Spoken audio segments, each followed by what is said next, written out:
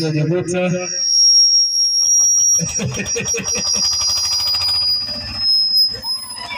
Makofi mengi, vigelegele.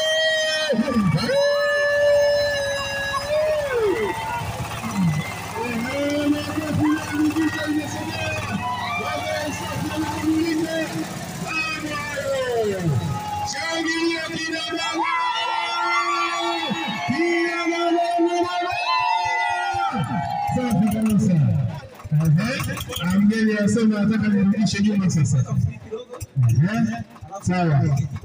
Wewe kama ulivyosema wakipeleka usafi watakuwa wanahitaji kuwa na chepe, watabinua kama ambavyo mgeni rasmi anavyoelekeza. Hakikisha uchafu kwenye dampo na binua tu uchafu na kuandika. Bwana huyu kuendelea kukusanya uchafu. Wanaona mambo mazuri yanayofanyika ambacho ndio kasema. Ile kasema na kila mambo madogo. Kwetu yote ni makubwa. Makofi mengine mengi kama ndani. Safi kabisa. Hiyo ni kuta.